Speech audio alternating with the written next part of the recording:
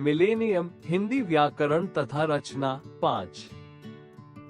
पाठ 6 कारक। क्या तुम पेंसिल से लिखते हो? नहीं, मैं पेन से लिखता हूँ। सेठ जी को लंबी उम्र मिले। सेठ जी दानी है। उक्त उदाहरणों में से क्रिया के साधन का ज्ञान होता है। को से कर्ता के द्वारा काम का होना दिखाया गया है। कुछ अन्य उदाहरण पढ़िए और समझिए। पेड़ से पत्ते गिरते हैं। राम ने पुस्तक पढ़ी। बाप रे, इतना बड़ा अजगर। संज्ञा या सर्वनाम के जिस रूप का संबंध वाक्य की क्रिया तथा अन्य शब्दों के साथ होता है उसे कारक कहते हैं। कारकों के भेद। हिंदी में कारक 8 प्रकार के होते हैं। 1 कर्ता कारक ने, 2 कर्म कारक को, 3 करण कारक से द्वारा, 4 संप्रदान कारक के लिए को, 5 अपादान कारक से अलग, 6 संबंध कारक का, की, के, रा, री, रे, 7 अधिकरण कारक में, पर, 8 संबोधन कारक हे, अरे। 1 कर्ता कारक क्रिया या काम के करने वाले का ज्ञान कराने वाला संज्ञा रूप कर्ता कारक कहलाता है। इसका विभक्ति चिन्ह ने है। कभी कभी ने का लोप भी हो जाता है। मोहन ने खाना खाया। वो घर जाता है। 2 कर्म कारक। कर्म का अर्थ है काम। कर्ता के काम करने का फल अर्थात क्रिया का फल जिस पर पड़े उसे कर्म कारक कहते हैं।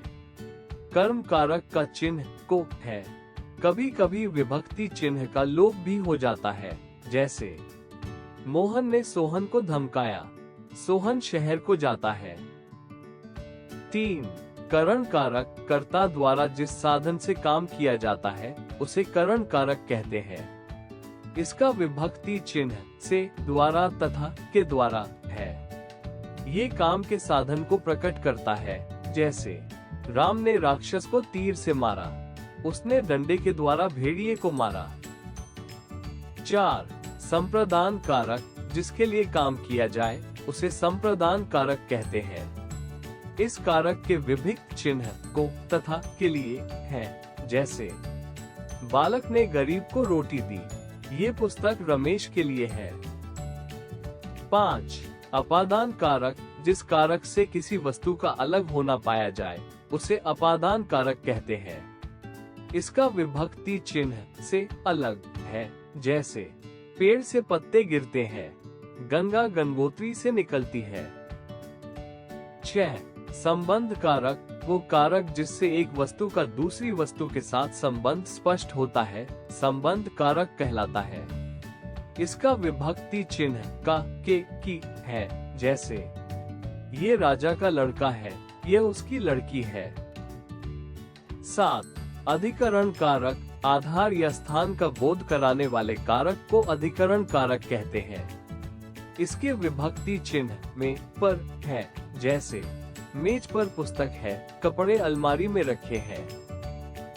8 संबोधन कारक। किसी को बुलाने का बोध कराने वाले कारक को संबोधन कारक कहते हैं। जैसे हे भगवान, मेरी रक्षा करो। रमेश, सावधान हो जाओ।